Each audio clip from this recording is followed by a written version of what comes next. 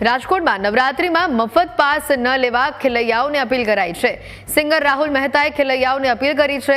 મફત પાસના ચલણથી દૂર રહેવાની અપીલ કરાઈ છે। રાહુલ મહેતાએ લોકોને રોકડા રૂપિયા આપીને પાસ ખરીદવા અપીલ કરી છે। બધાને વિનંતી, ધ્યાન દઈને સાંભળજો। બધાને વિનંતી, તમને આનંદ જ કરાવો છે। મારે ભક્તિ ભાવના ગીત ગાય અને તમને કોઈને ભવનાથ નથી મોકલી દેવા અને તમે કોઈ જાવે મેં નથી, એ મને ખબર છે। પણ એક મારી વિનંતી કે રાજકોટમાં હવે ફ્રીનું ચલણ વધતું જાય છે મારા બાપ, હે ને? આપણે જમવા જાય તો કેમ સારી હોટલ ગોતીએ, ત્યાં કેમ મફત સદાવર્તમાં જમવા નથી જતા? એમ સાહેબ, ગરબા રમવા જાવ ને સાહેબ, તો ભલે 20 રૂપિયા 50 રૂપિયા આપીને જાવ, પણ મફત ન જાતા। કારણ કે મફતની આ દુનિયામાં વેલ્યુ નથી, માલ હે તો મોહબ્બત હે યાર।